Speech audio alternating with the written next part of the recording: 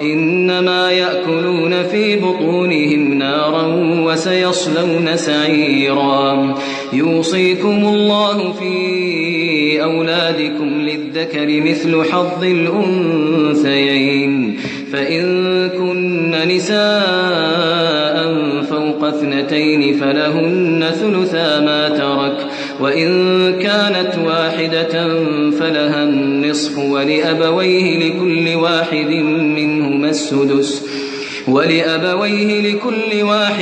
منهما السدس مما ترك إن كان له ولد فإن لم يكن له ولد وورثه أبواه فلأمه الثلث فإن كان له إخوة فلأمه السدس من بعد وصية يوصي بها أو دين آباؤكم وأبناؤكم لا تدرون أيهم أقرب لكم نفعا فريضة من الله إن الله كان عليما حكيما ولكم نصف ما ترك أزواجكم إن لم يكن لهن ولد فإن كان لهن ولد فلكم الربع مما تركن من بعد وصية يوصين بها أو دين ولهن الربع مما تركتم إن لم يكن لكم ولد فإن كان لكم ولد فلهن الثمن مما تركتم من بعد وصية توصون بها أو دين وإن كان رجل يورث كلالة أو امرأة وله أخ أو أخت فلكل واحد منهما السدس فإن كانوا أكثر من ذلك فهم شركاء في الثلث من بعد وصية يوصى بها أو دين غير مضار وصية من الله والله عليم حليم تلك حدود الله ومن يطع الله ورسوله يدخله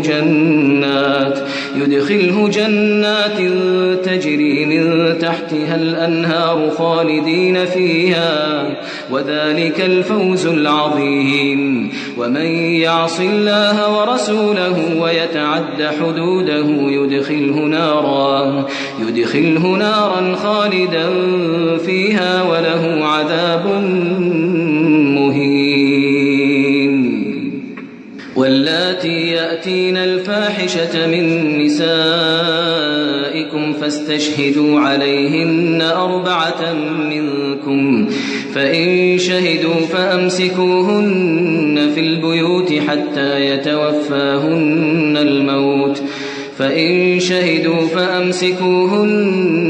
البيوت حتى يتوفاهن الموت أو يجعل الله لهن سبيلا واللذان يأتيانها منكم فآذوهما فإن تابا وأصلحا فأعرضوا عنهما إن الله كان توابا رحيما إنما التوبة على الله للذين يعملون السوء بجهالة ثم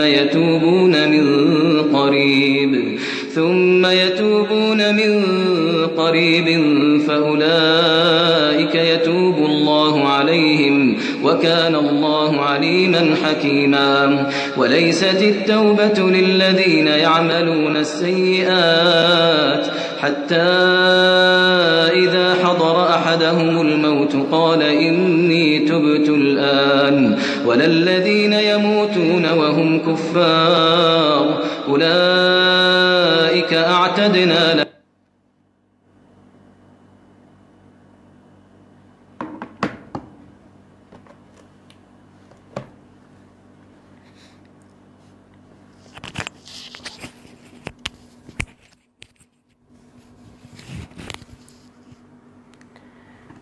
Assalamualaikum warahmatullahi wabarakatuh. Alhamdulillahi rabbil alamin. Wassalatu wassalamu ala asyrafil anbiya'i wal mursalin wa ala alihi wa sahbihi wa man da'a bi da'watihi wastanna bi sunnatihi ila yaumiddin. Rabbi syrah li sadri wa yassir li amri wahlul 'uqdatan min lisani yafqahu qawli. Allahumma 'allimni ma jahiltu wa zakkirni ma nasitu.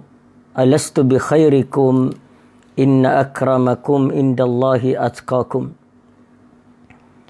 Yang dimuliakan sidang penonton, muslimin dan muslimat, teman-teman, sahabat-sahabat, mudah-mudahan pada pagi ini sesuai dengan waktu duha yang cerah, kita semua mendapat limpahan rahmat daripada Allah Ta'ala, dan itu di antara yang kita pohon kepada Allah Subhanahu Wa Ta'ala, iaitu supaya Allah Ta'ala melimpahkan kepada kita rahmatnya sebagaimana Allah menyembahkan bumi ini dengan sinaran cahaya mataharinya. Jadi mudah-mudahan pada pagi ini kita semua berada dalam keadaan baik, sihat, dilindungi oleh Allah Subhanahu Wa Ta'ala daripada wabak yang sedang melanda negara kita, dan kita berdoa agar musibah ini segera diangkat oleh Allah dan kita semua dapat menunaikan ibadah dan ketaatan pada Allah dengan sebaik-baiknya. InsyaAllah pada pagi ini dalam siri kuliah duha, siri yang kelima, kita sambung pengajian kita semalam berkaitan dengan hadis-hadis yang berhubung dengan peristiwa-peristiwa yang berlaku pada akhir zaman. Semalam saya telah bawakan satu hadis daripada Ali bin Abi Talib karramallahu wajhah, di mana Ali bin Abi Talib meriwayatkan satu hadis daripada Nabi sallallahu alaihi wasallam, di mana Nabi berkata, sayusibu ummati da'ul umam, akan menimpa umat aku ini penyakit-penyakit yang pernah menimpa umat-umat yang terdahulu. Maknanya kita ni copy paste penyakit umat yang terdahulu. Maka sudah barang tentu kita akan menerima akibat yang sama sebagaimana yang telah menimpa umat-umat yang terdahulu. Maka antaranya bila Nabi kata begitu, sahabat radhiyallahu anhum yang mendengarnya bertanya kepada Nabi sallallahu alaihi wasallam. Faqalu, mereka berkata, ya Rasulullah, wahai Rasulullah, wa ma da'ul umam, apakah dia penyakit umat yang terdahulu itu? Lalu berkata Nabi sallallahu alaihi wasallam, Nabi kata, yang pertama penyakit yang menimpa kamu sebagaimana yang telah menimpa umat-umat yang terdahulu ialah al-asyarru, iaitu kamu gemar berseronok-seronok. Dan ini kita telah jelaskan semalam, di mana orang-orang yang suka berseronok, hidup dia dalam kepala dia tak ada fikir lain melainkan fikir untuk berseronok, untuk suka-suka, ataupun dalam istilah Kelantan Terengganu disebut berfikir nak bergalak saja, untuk gembira, seronok dan sebagainya. Dan itu di antara sifat umat-umat yang terdahulu. Sebab itu mereka lalai dengan perintah daripada Allah Subhanahu Wa Ta'ala. Bukan kata kita sebagaimana yang telah saya sebut berkali-kali, Islam tidak larang kita untuk berseronok, bergembira, tapi dalam kerangka yang diizinkan oleh syarak. Sekira-kira kita tidak melupai Allah, tidak melupai agama, dan tidak melupai perintah Allah Subhanahu Wa Taala. Hatta kita lihat sebagaimana yang saya sebut baru ni, Nabi juga bergurau dengan para sahabat. Sahabat-sahabat bergurau dengan Nabi. Sahabat-sahabat bergurau sesama mereka. Hatta Nabi SAW pernah berlumba lari dengan Aisyah radhiyallahu anha. Selain daripada nak menggambarkan hubungan kemesraan suami isteri yang Nabi tonjolkan, tapi dia juga menunjukkan bahawa mengambil peluang daripada dunia yang ada ini untuk kita mengambil sedikit kegembiraan daripadanya. Dan itu tidak dilarang oleh syarak. Yang dinyatakan bahawa penyakit umat terdahulu yang menyebabkan mereka binasa, yang kemudian ditiru oleh umat yang terkemudian ini, ialah seronok yang melalaikan, yang belekakan. Sebab itu kita lihat pada akhir zaman, berapa banyak gedung-gedung hiburan dibangunkan. Gedung-gedung hiburan dibangunkan untuk manusia berseronok, bergembira, hatta kadang-kadang ada mati tengah berhibur. Jadi semua itu yang menjadi penyakit umat yang terdahulu. Baik, kita sambung pada pagi ini. Yang sambung hadis ini, yang sambung daripada siri keempat semalam. Di mana yang kedua, wal bataru, iaitu mereka gemar kepada harta benda. Mereka gemar kepada bermewah-mewah. Ini penyakit. Selain daripada suka berseronok, suka pula bermewah-mewah. Dan kita sebutkan semalam bahawa kita ni dunia, kita ada 2-3 perkara. Pertama, yang pertama, dunia ini kita mengambil sekadar kemampuan kita. Ini kalau kita nak selamat dengan dunia ini. Sebab dunia ini kita tahu dah memang banyak tipu daya. Memang melalaikan. Dunia ini menyeronokkan. Sehingga Nabi Isra' dan Mi'raj pun dipertemukan dengan dunia yang berhias indah. Jadi dunia ini satu yang menyeronokkan. Dunia ini suatu yang seolah-olah tidak ada penghujung dia. Walaupun memang ada penghujung, tapi pada nafsu manusia merasakan semacam tidak ada penghujung dia. Kerana ada orang yang ada ketika tidak ada apa-apa, dia mahu sedikit daripada dunia. Bila dapat sedikit, dapat banyak, dia mahu banyak lagi. Jadi seolah-olah nafsu manusia ni terhadap keinginan dunia tidak ada penghujungnya. Jadi bagaimana kita nak selamat dengan dunia ini? Sedangkan dunia ini tipu daya.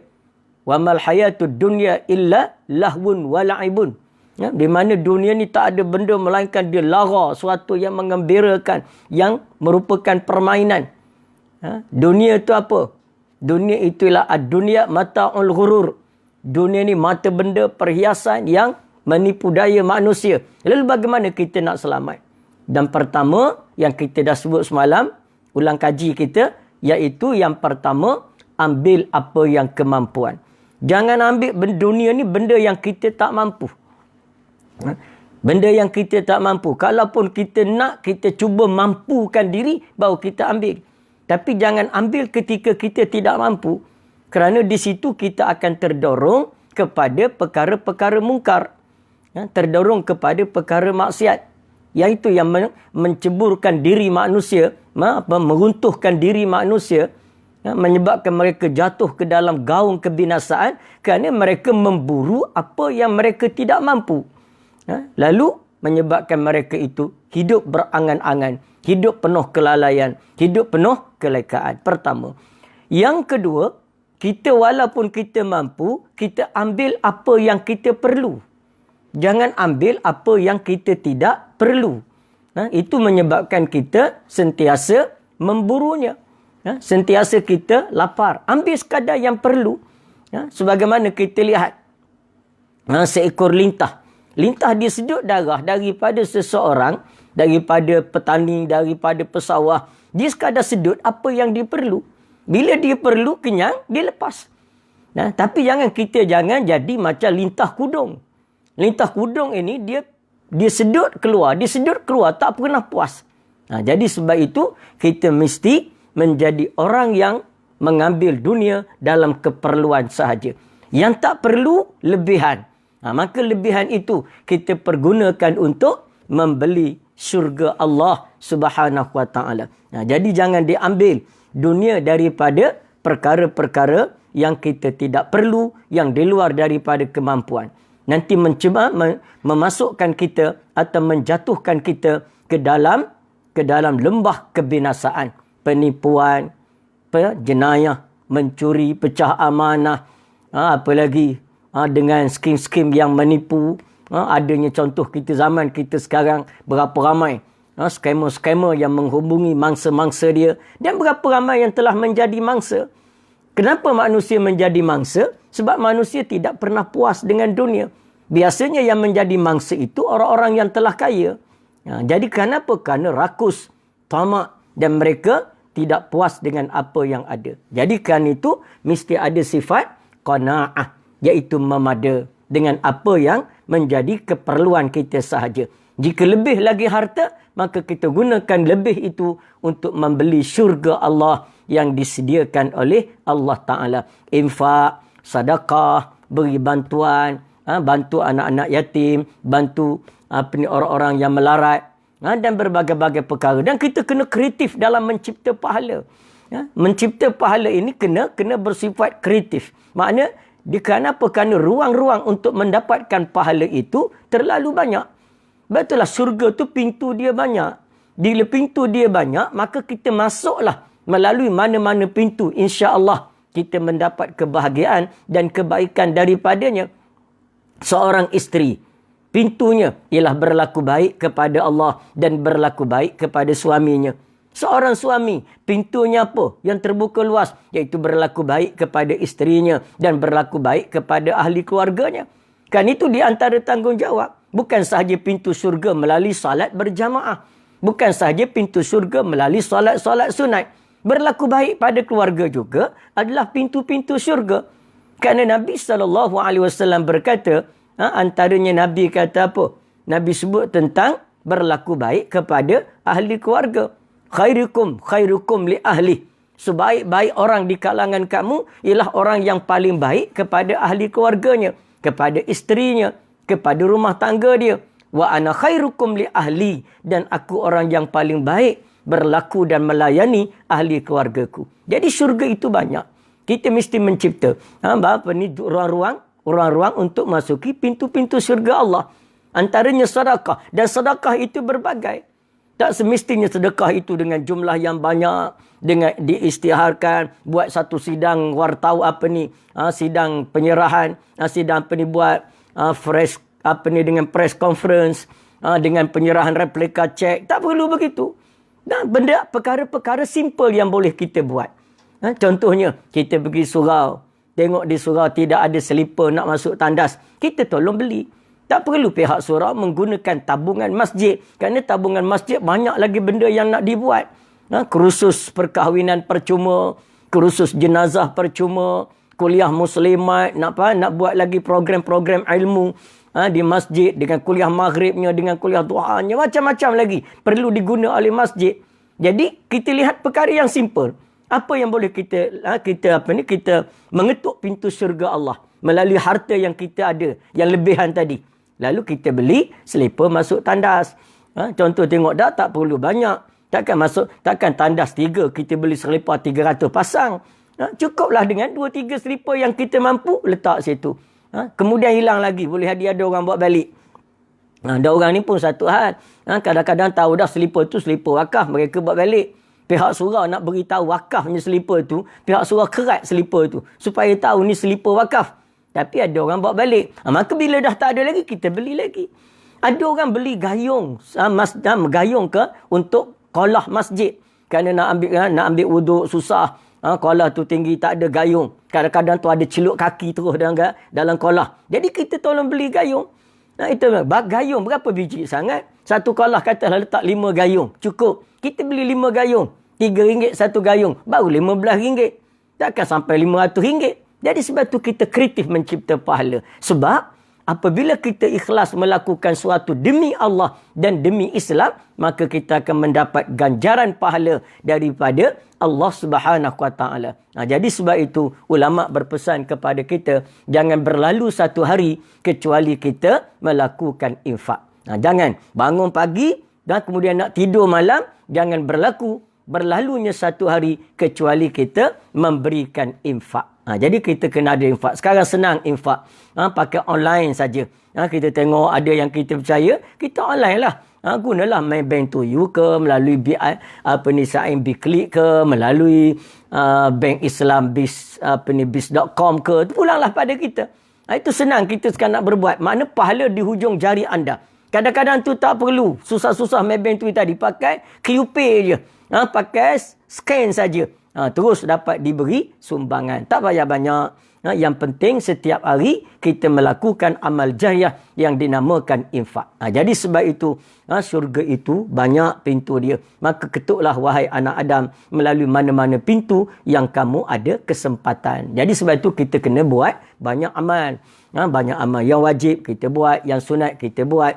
Sedekah, salat sunat, zikir, baca Quran. Sebab kita tak tahu pintu mana pintu syurga itu yang akan kita masuki. Kerana kita tidak tahu amal mana yang menjadi anak kunci syurga kepada kita. Jadi kerana itu kena berlumba-lumba. Badiru bi'a'malis salihat. Berlumba-lumbalah sekalian kamu kepada amalan-amalan yang soleh. Jadi ini pada akhir zaman kita melihat manusia makin mewah. Ini makin akhir zaman.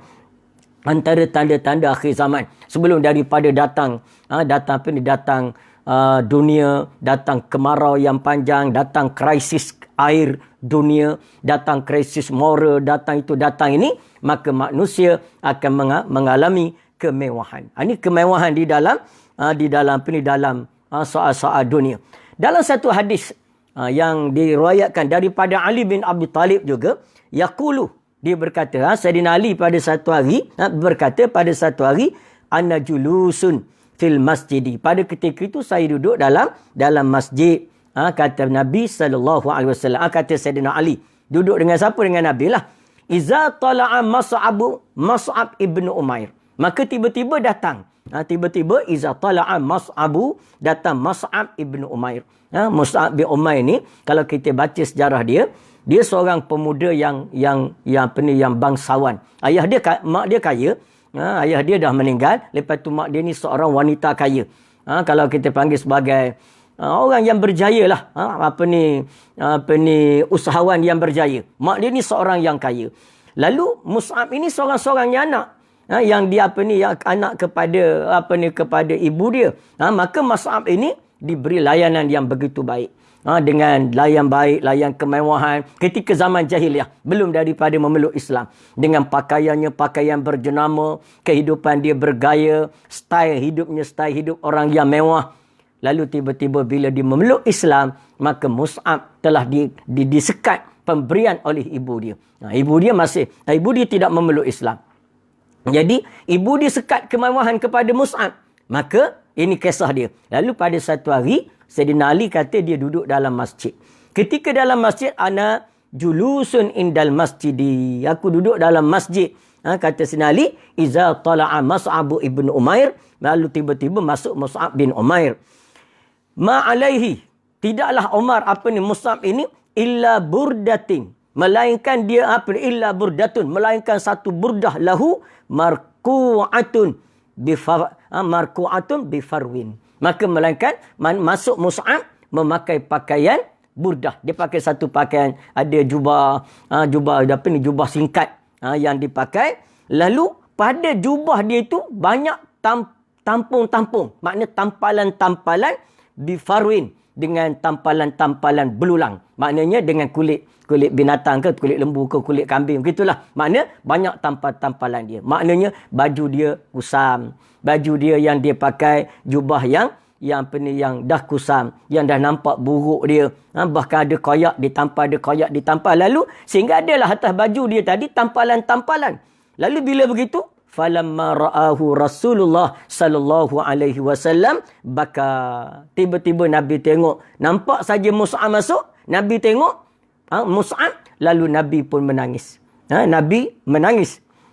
Kerana Nabi pilu melihat melihat sahabat dia. Lillazi kana fi minan ni'mah wallazi huwal yawma fi. Jadi Nabi terkenang. Mus'ab ni dulu seorang yang bergaya, seorang yang hebat, tapi kerana dia masuk Islam, mak dia sekat segala kemudahan-kemudahan harta yang patut dia miliki, lalu menyebabkan Mus'ab ini berpakai pakaian seperti itu. Lalu Nabi tengok pakaian, banding dengan pakaian Mus'ab sekarang dengan pakaian Mus'ab dahulu sebelum memeluk Islam dengan penuh kemewahan dan nikmat, menyebabkan Nabi menangis. Nabi menangis kerana apa? Nabi pilu melihat pengorbanan para sahabat demi Islam, demi agama Allah. Walaupun tak mewah, walaupun disekat kemewahan, walau apa pun, Islam tetap menjadi pegangan mereka. Islam tetap menjadi pilihan mereka. Islam tetap menjadi cinta mereka. Ini Nabi pilu. Nabi sedih. Lalu Nabi pun menangis. Nabi pun menangis. Nabi pun berkata, bila Nabi menangis, Nabi kata apa?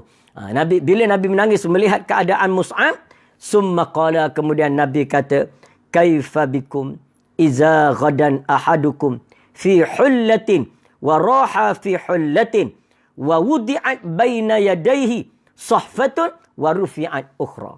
Nah, ini Nabi nak gambarkan pada satu masa nanti. Maknanya Nabi nak menceritakan bahawa sekarang kamu dalam kemiskinan. Ini keadaan kamu, kepayahan, kesusahan. Bahkan Nabi SAW dan para sahabat pernah 3 tahun di pulau oleh masyarakat Arab di kota Mekah itu sendiri.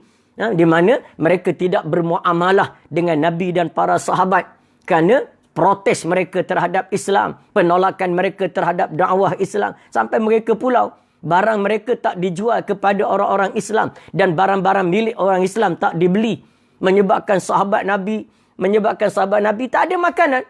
Sehingga selama 3 tahun, bukan selama sebulan PKP kita, tapi selama 3 tahun, kita sekarang masih lagi boleh beli makanan.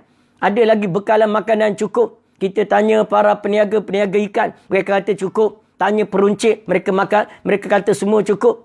Ya, semua dalam keadaan kerana kita masih boleh keluar untuk membeli makanan.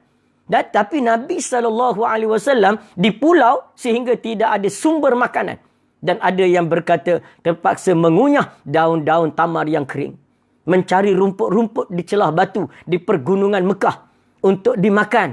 Ini menunjukkan bagaimana mereka, hebatnya mereka menghadapi ujian dalam membawa risalah Islam untuk sampainya Islam kepada kita sekarang.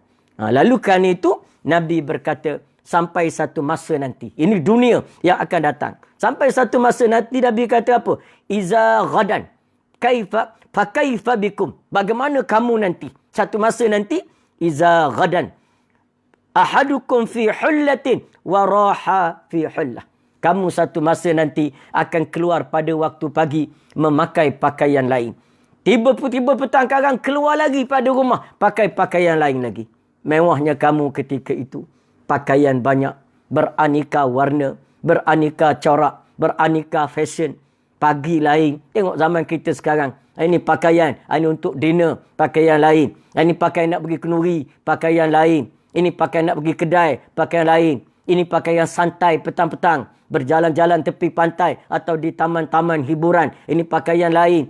Duduk di rumah, pakaian lain. Semuanya kita, ini dunia yang disebut oleh Nabi SAW. Dengan penuh kekayaan, dengan penuh kemewahan. Kemudian Nabi kata apa? Wa wudi'at baina yadayhi. Lalu diangkatkan di hadapannya mereka makanan. Makanan berlimpah ruah. Ini pada akhir zaman. Diangkat makanan di hadapan kamu. Pada masa itu kata Nabi, sahfatun. Dengan di dalam satu pinggan. Kemudian warufi'at ukhra. Angkat pinggan tu pula. Habis makan. Angkat makanan. Letak makanan lain. Ada lagi sapu lagi. Ada lagi hidangan lain. Ada pembasuh mulut. Ada macam-macam. Maknanya kamu pada masa itu mewah makanan. Makanan berbagai-bagai. Tengok kita sekarang. Pergi ke kedai. Bila orang tanya nak order apa. Sampai termenung dekat dengan setengah jam. Tak pandai nak sebut. Kenapa? Banyak sangat makanan. Berbagai-bagai jenis makanan. Itu mi saja berapa jenis mi. Nasi saja berapa jenis nasi. Dulu Kelantan pernah menganjurkan satu expo 100 jenis nasi. Nasi kerabu saja tak tahu ke berapa jenis. Ada kerabu tumis, ada kerabu tak tumis, ada kerabu tu, ada kerabu ini, ada kerabu biru, ada kerabu putih. Semua berbagai-bagai. Ini zaman kemewahan. Tapi kita kena ingat, pertama sekali bila datang zaman kemewahan, kita jangan berlebih-lebih dalam kemewahan. Kerana nanti sampai satu masa zaman kemelesetan, zaman kekurangan. Ketika itu manusia terpaksa mencari makanan di tong-tong sampah. Mencari makanan di longgokan-longgokan sampah. Makanan tidak ada. Boleh jadi duit banyak. Emas dinar banyak. Tapi nak buat apa duit banyak apabila makanan sudah tidak ada. Dunia akan menghadapi krisis makanan. Tidak cukup makanan. Walaupun kita duit banyak dalam bank memang ada. Ada 250,000 dalam bank. Banyak duit. Tapi kalau orang tak nak jual makanan, bagaimana kita nak beli? Bagaimana kita nak dapat? Maka ketika itu manusia akan lari ke gunung-gunung. Mereka akan bercucuk tanam untuk mereka mencari makan. Jadi ketika kita masih dalam kemewahan, maka jangan sombong dengan kemewahan itu.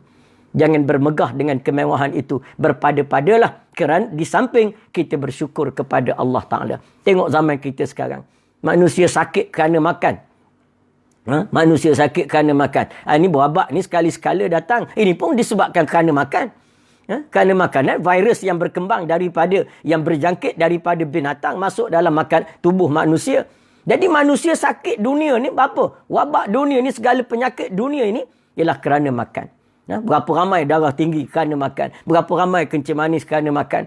Berapa ramai gout kerana makan. Berapa ramai kena paru-paru berair kerana makan. Jadi sebab itulah Nabi ajar kita berpada-pada dalam makan. Pertama, yang halal. Yang kedua, tayyibah, makanan yang baik. Yang ketiga, syarat dalam makanan, kulu washrabu wala tusrifu. Kamu makan dan minumlah, tetapi jangan berlebih-lebihan. Jangan jadi macam unta makan. Minum seminum-minumnya. Jadi sebab itu, kita hendaklah sedar bahawa akhir zaman itu, di mana antara penyakit umat terdahulu yang masuk dalam umat zaman sekarang ialah wal bataru, iaitu bermewah-mewah. Ini menyebabkan kita lalai. Kerana nak mewah, manusia sanggup mencuri. Kerana nak mewah, manusia sanggup melakukan segala jenayah-jenayah. Segala jenayah yang mereka lakukan. Jadi semua itu adalah menunjukkan tentang betapa sudah berleluasanya penyakit akhir zaman itu, penyakit umat terdahulu yang sudah sampai kepada umat yang ada pada hari ini. Baik, yang ketiga kata Nabi SAW, yang mana riwayat daripada Ali bin Abi Talib, penyakit umat terdahulu yang dihidapi ataupun yang di copy and paste oleh umat sekarang, iaitu antara wattaka suru, kata Nabi, ialah gemar berbanyak-banyak dalam perkara dunia. Perkara harta dunia, lebih kuranglah tadi nak bermewah. Maknanya gemar kepada banyak dalam perkara dunia. Bila nak banyak, manusia tak kira dah halal dan haram. Sebab itulah Nabi SAW berkata dalam satu hadis yang lain. Nabi kata apa? La ya'tiyanna 'alan nasi. Nabi kata akan datang kepada umat ini. Mana dengan umat ini akan datang zamanun, satu zaman. Maka akan tiba. Zaman tu zaman mana? Zaman kita lah sebenarnya. Zaman kita. Zaman mana manusia la yubalil mar'ul mal. Tak, manusia tidak lagi. Tak, di mana seorang itu tidak mengira. Al-mar'u bima akhazal mal. Dia tak kira lah daripada mana dia dapat harta. Daripada mana dia ambil harta. Am min halali, am min harami. Sama ada daripada sumber yang halal ataupun daripada sumber yang haram. Ini kenapa? Kerana yang penting nak banyak. Yang penting nak banyak pada mereka. Dia tak kira dah halal haram. Kerana zaman itu kebetulan nafsu manusia nak kepada harta yang banyak dan jiwa mereka pula kering daripada iman dan taqwa. Lepas tu hati mereka, dada mereka pula kosong daripada ilmu. Maka dengan sebab tiga perkara itu. Pertama, dada kosong daripada ilmu. Yang kedua, hati kosong daripada iman. Yang ketiga, nafsu besar mahu kepada dunia. Maka tiga-tiga itu menyumbang, menyegerakan kerosakan manusia. Jadi sebab itu, kita perlu sangat berwaspada. Itulah kena dampingi para alim ulama'. Alim ulama' lah yang akan menasihati kita. Dampingi para suyuh, para syekh, rohani. Mereka lah yang akan membetulkan perjalanan rohani kita. Jadi kalau tidak, kita akan terus hanyut. Sebab arus zaman ini lebih deras daripada arus sungai. Yang kecil arus sungai di pergunungan. Lebih deras pada itu lagi. Kalau kita cecah kaki saja, kita sudah hanyut di dalamnya. Maka begitulah keadaan kita pada hari ini. Ya, jadi, kena ada murabbi yang membimbing kita. Kena duduk dalam usrah, pergi majlis ilmu. Nanti lepas pada buka masjid, nanti surau boleh pergi semua. Lepas pada COVID-19 ini, lepas pada PKP ini, pakat-pakat pergilah ke masjid. Pakat pergilah ke surau. Hadirlah majlis-majlis ilmu. Duduklah depan alim ulama. Dengarlah kalam mereka. Kerana mereka tu bukan bercakap bagi diri mereka. Bukan mereka bercakap dengan mulut mereka saja. Tapi mereka membaca ayat-ayat Allah. Hakikatnya itu pesanan Allah. Mereka baca hadis-hadis Nabi. Hakikatnya itulah pesanan langsung daripada Nabi. Tetapi melalui perantaraan para ulama. Jadi duduk. Jangan sombong kita. Sebagaimana saya sebut semalam. Nak ilmu jangan sombong. Apa pun pangkat kita. Apa pun jawatan kita. Walaupun kita ni dah hebat. Dulu kita tak menteri. Sekarang kita menteri. Jangan sombong. Dulu kita tidak timbalan menteri. Sekarang kita timbalan menteri. Dulu kita tidak wakil rakyat. Kita sekarang wakil rakyat. Dulu kita tidak esko. Sekarang kita esko. Jangan sombong. Kerana Allah benci kepada orang-orang yang sombong. Orang yang sombong ni Allah akan tarik balik segala nikmat yang ada. La in syakartum la azidannakum wa la in kafartum inna azabi lasyadid. Kalau kamu syukur, Allah akan tambah. Aku tambah kepada kamu. Syukurlah. Bukan payah nak syukur. Gunakan nikmat yang Allah Ta'ala beri itu untuk dekatkan diri kita pada Allah.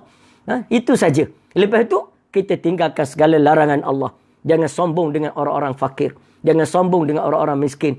Jangan sombong dengan rakyat-rakyat marhain yang ada di bawah ini. Dekati mereka, dampingi mereka. Mereka bukan nak banyak sangat daripada kita. Sekadar tepuk atas belakang kita, tunjuk kasih kita pada mereka. Jika ada kita memberi. Jika tidak ada, jika sedikit kita sama-sama sikit. Jika banyak kita sama-sama merasai. Jadi insya-Allah Allah akan tambahkan. Lanjutkan. Jika kita syukur dengan kuasa yang kita ada. Dengan kuasa kita ada. Maka Allah lanjutkan kuasa itu. Jika kita tidak syukur, Allah Ta'ala akan sentap balik apabila manusia kufur kepada Allah Ta'ala. Jadi, berjaga-jaga kita dengan nikmat yang ada. Kemudian kita lihat, Nabi kata apa? Nabi kata orang-orang yang pada akhir zaman suka berbanyak-banyak. Dan sehingga mereka tidak mengira amin halalin, amin haramin. Sama ada daripada perkara yang halal ataupun daripada pendapatan yang haram. Jadi tak kira. Sekarang kita lihat riba ataupun rasuah. Rasuah dia nak mengelak daripada rasa haram, dinamakan komisen. Betul lah perlu rujuk pakar-pakar muamalah Islam. Betul tak skim kaedah yang kita buat itu menepati sistem Islam. Muamalah dalam Islam yang dihalalkan oleh Allah Ta'ala. Maka kena rujuk. Jangan kita sekadar ada. Bila ada peluang, rampas. Konon-kononnya kita orang berdaya maju. Mengambil di atas peluang. Betul peluang yang kita boleh ambil. Tapi peluang mana? Peluang yang halal. Peluang yang haram jangan berebut. Jangan. Ini kita kadang-kadang terpengaruh. Inilah peluang kita nak buat duit.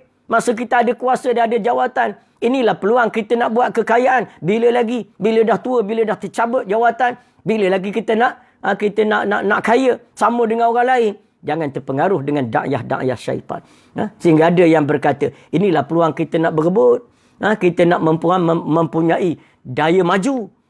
Betul kita mesti membina daya maju. Tapi daya maju yang halal. Yang haram tak payah berebut. Tak payahlah berebut dengan siapa-siapa perkara yang haram. Tak rugi kita tak berebut. Bahkan tak berebut itu lebih untung. Contohnya. Dan kita nak berebut ni tengok benda. Boleh kita nak berebut. Pertama benda yang halal. Itu syarat dia. Yang kedua tidak merampas hak orang lain lah. Makna yang halal. Boleh berebut. Kita boleh berebut. Berebut nak mencari kekayaan yang halal. Orang buat kebun 1 hektar, kita nak buat 10 hektar. Tak ada masalah. Orang berniaga kedai runcit biasa, kita nak buka supermarket. Tak ada masalah.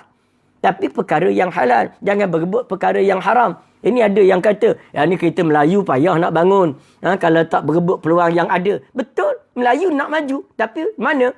Berdasarkan kepada agama. Jangan berdasarkan kepada hawa nafsu.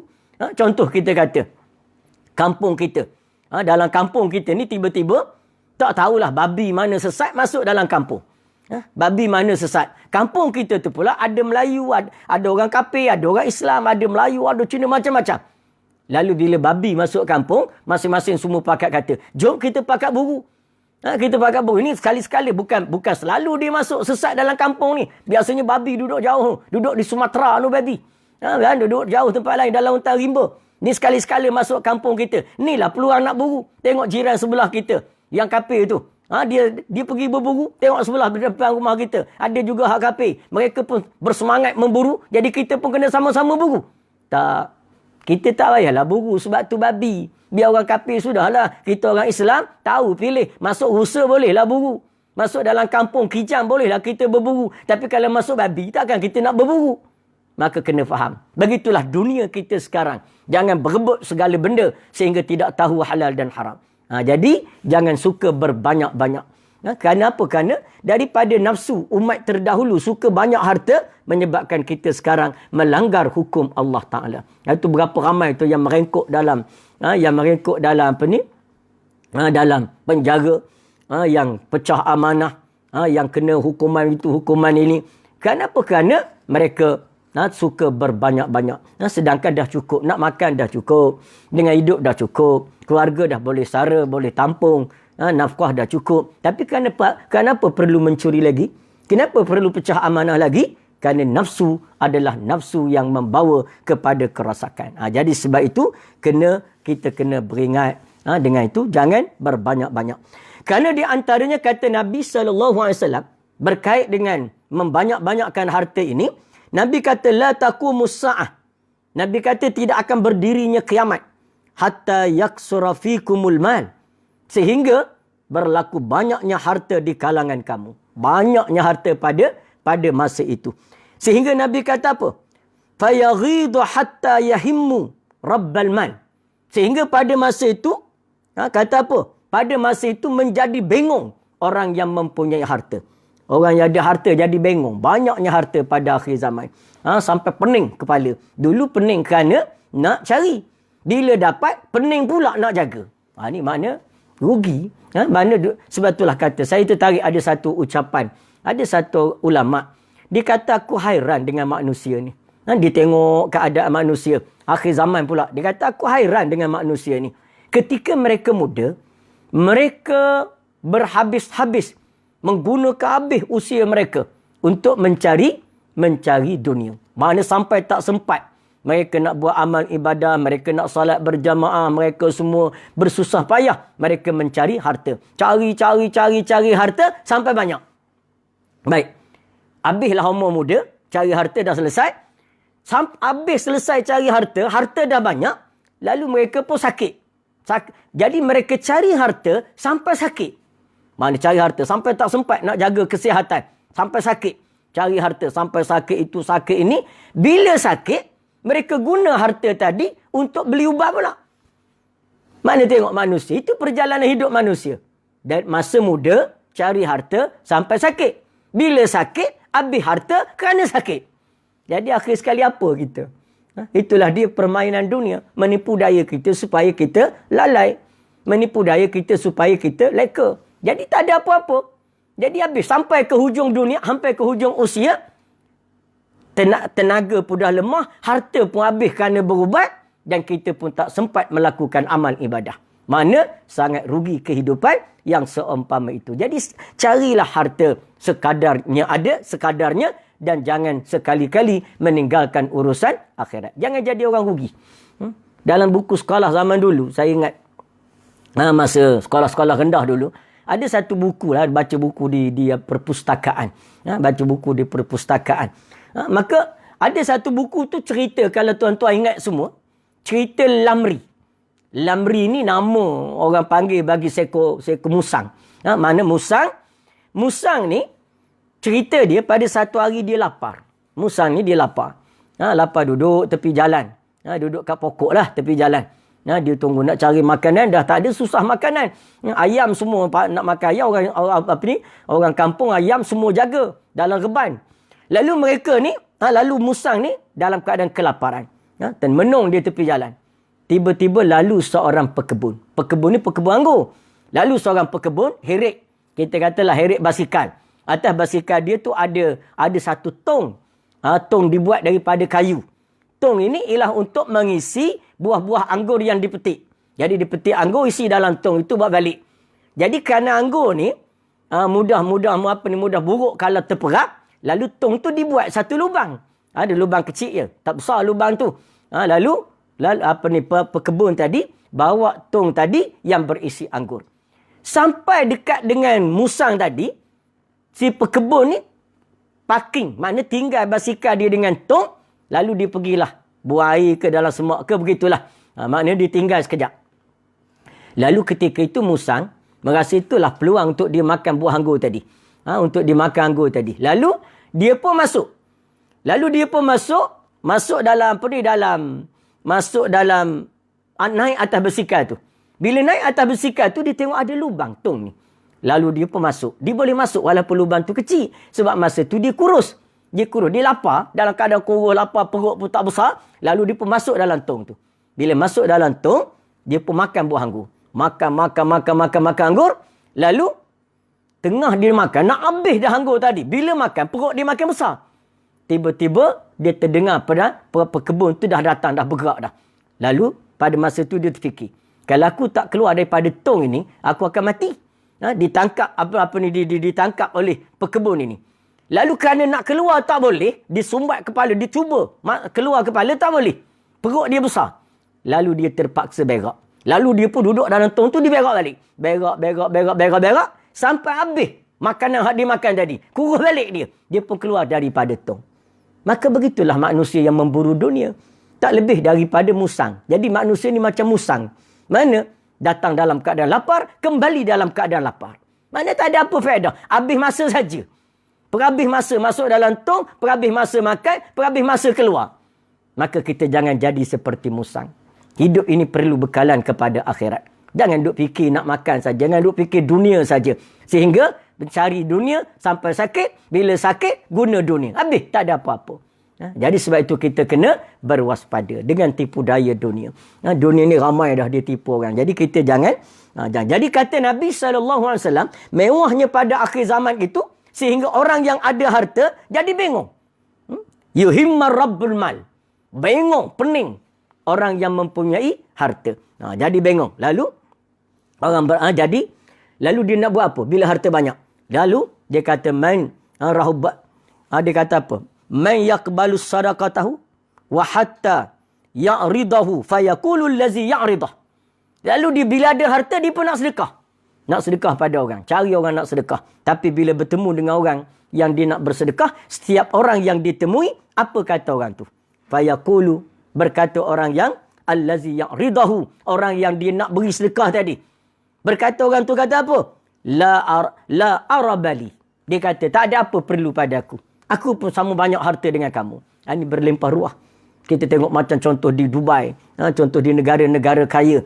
Mereka nak sedekah dengan siapa di negara itu? Sebab semua orang kaya.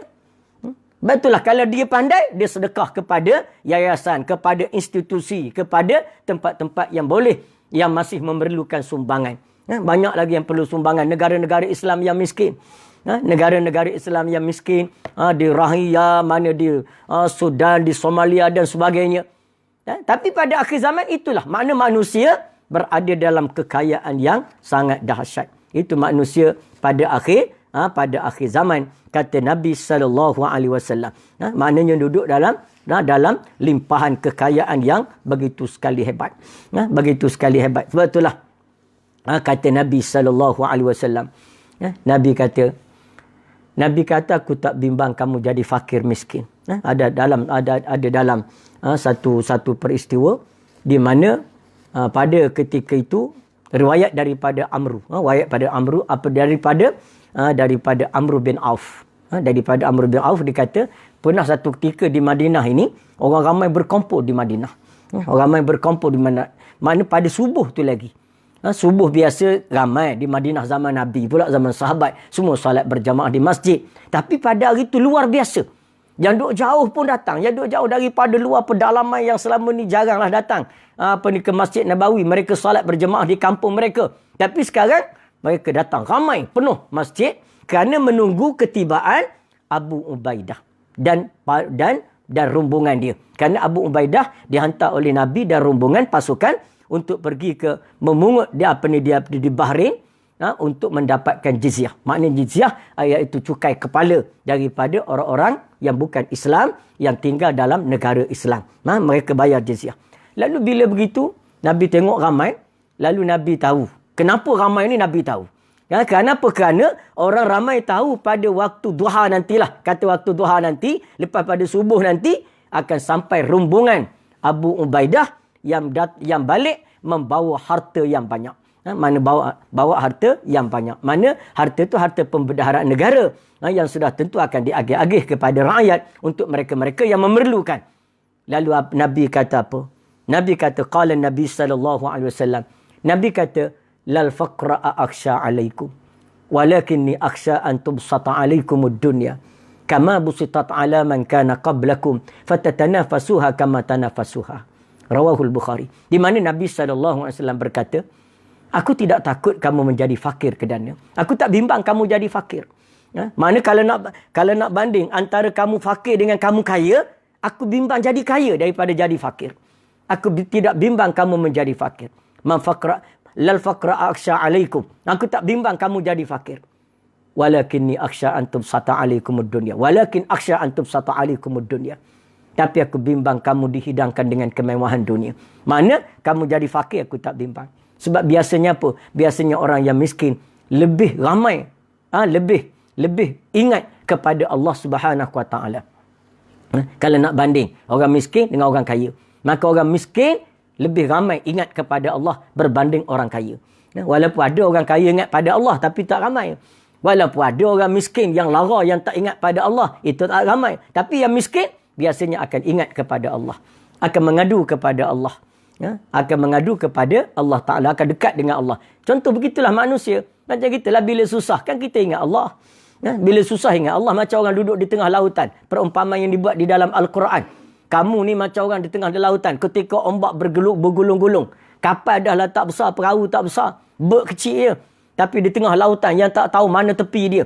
Ketika itu ombak bergulung-gulung. Awan awan tebal di langit. Kemudian angin pula kencang. Ombak pula besar. Waktu pula dalam keadaan gelap. Lalu ketika itu kamu akan bermohon kepada Allah. Ya Allah, selamatkanlah kami. Ya Allah, selamatkanlah kami. Ya Rabbi, Ya Rabbi, Ya Rabbi. Wahai Tuhanku. Tapi bila sampai ke pantai, kamu cecah kaki kamu ke daratan, kamu akan lupa kepada Allah Ta'ala. Itu keadaan manusia. Bila susah ingat Allah. Bila miskin ingat Allah Ta'ala. Sebab itulah kita ni diajar apa? Antara kalau kita nak jiwa kita ni tawaduk. Hati kita ni tawaduk, rendah diri. Ulama-ulama kata apa? Yang pertama sekali ialah hadir salat berjamaah. Pergi masjid. InsyaAllah lama-kelamaan hati kita akan jadi khusyuk. Hati kita akan jadi tawaduk. Sebab apa? Sebab masjid ini tidak ada, masjid itu dia tidak mengkelaskan ataupun tidak layan soal-soal darjat, soal-soal kedudukan, soal-soal status. Tengoklah dalam solat berjamaah. Siapa sempat dia awal dia duduk sah pertama, tak kira siapa dia. Walaupun dia sekadar penjual sampah, penguntit tong-tong sampah, kertas-kertas di tepi sampah, dia boleh duduk sah depan. Kalau datang lewat, kena duduk sah belakang. Walaupun menteri, walaupun jendera, walaupun wakil rakyat, ahli parlimen, datuk tu, datuk ni. Maknanya, dalam Islam, ketika salat berjamaah itu, dia mengajar kita tidak mengira status. Kamu sempat duduk depan, kamu dapat pahala lebih. Tak kira siapa kamu. Kamu lambat, kamu duduk belakang. Walaupun tak kira siapa kamu. Jadi, pertama sekali nak membina jiwa yang tawaduk, ialah dengan kita kembali kepada masjid. Pergi ke masjid. Salat berjamaah. Duduk dalam majlis ilmu. Sebab tak ada orang pergi ke masjid pakai name tag. Contohnya pakai name tag Datuk Seri tu. Tak pakai, tak ada.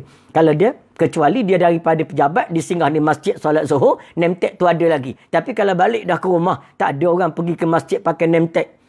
Name tag pengarah urusan. Tak ada. Melainkan hak putus wayar. Tu lain cerita. Tapi nak menceritakan bahawa masjid mengajar kita tawaduk. Masjid yang pertama.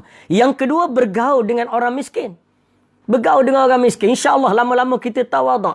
Sebab melihat kemiskinan orang miskin akan menimbulkan keinsafan kita.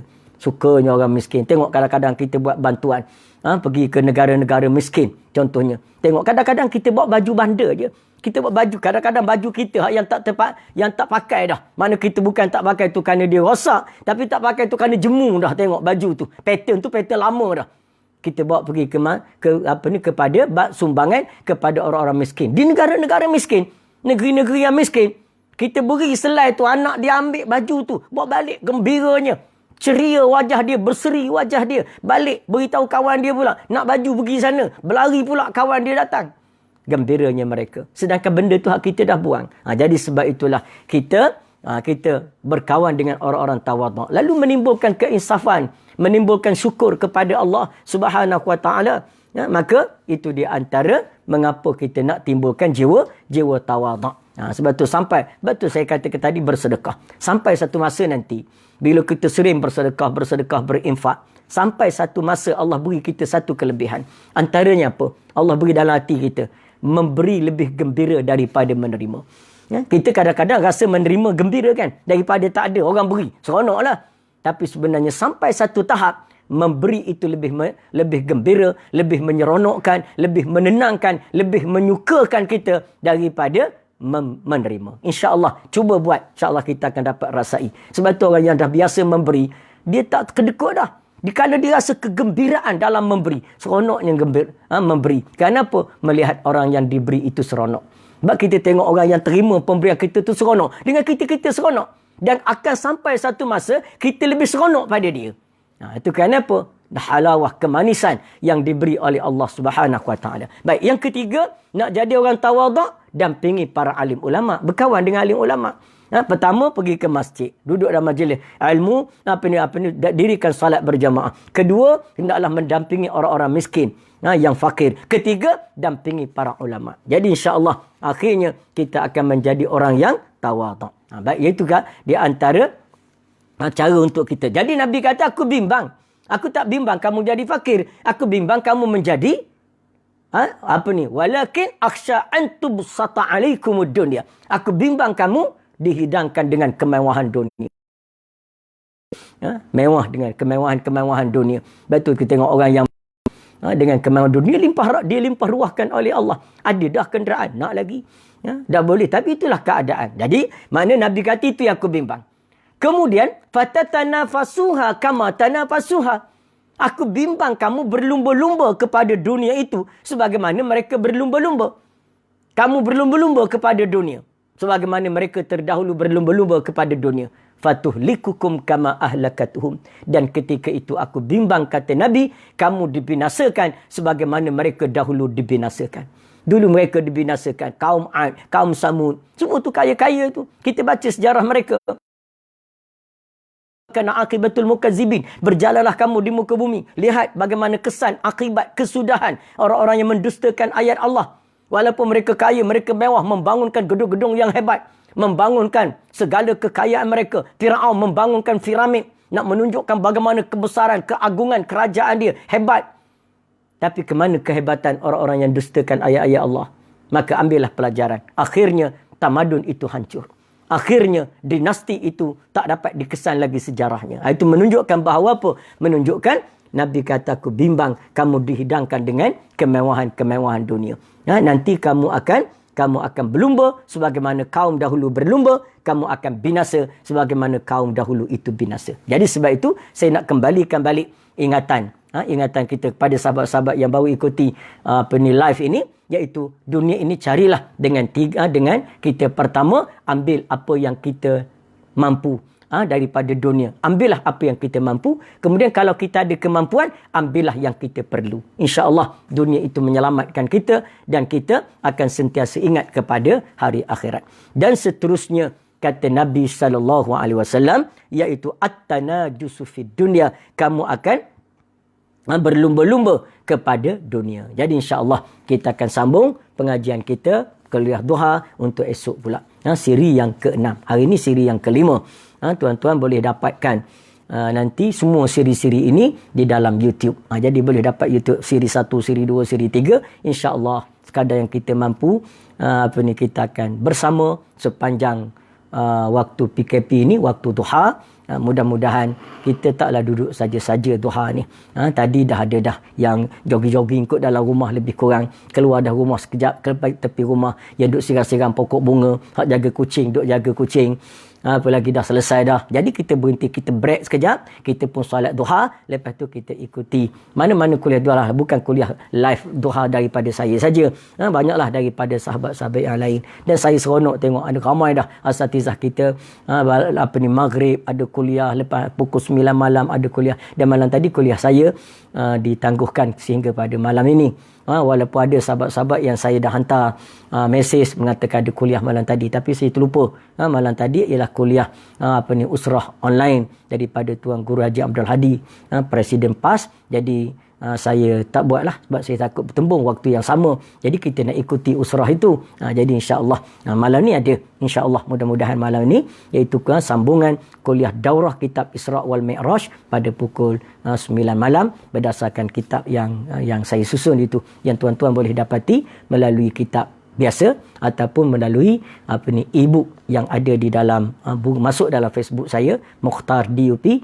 Tuan-tuan boleh dapat link di dalam tu untuk pembelian e-book untuk menjadi rujukan. Jadi insya-Allah kita akan teruskan kuliah ini. Jadi esok kita akan masuk perkara yang keempat, at-tanajjusu fid dunya. Kemudian wal baghdu, iaitu marah, dan kemudian seterusnya ada 3 lagi. InsyaAllah mudah-mudahan kita dapat bincang sama. Saya sengaja bawa satu hadis Nabi, satu hadis berkaitan sebagai hadis itu sebagai hadis perbincangan, bagi hadis utama. Lepas tu saya datangkan hadis-hadis lain yang menyokong hadis itu, supaya kita ni tak belajar satu hadis saja, tapi sekali kita buat program satu hadis, kita bincangkan banyak-banyak hadis daripada Bukhari, daripada Muslim, daripada Ad-Darimi. Riwayat itu ini ada hadis yang sahih, ada marfu', ada gharib dan sebagainya. InsyaAllah yang dapat kita ambil manfaat daripadanya untuk mudah-mudahan kita sama-sama menyumbang kepada program Islam. Sebab itulah saya kata tadi, saya suka melihat sahabat-sahabat para asatizah, ustaz-ustaz adakan program live online.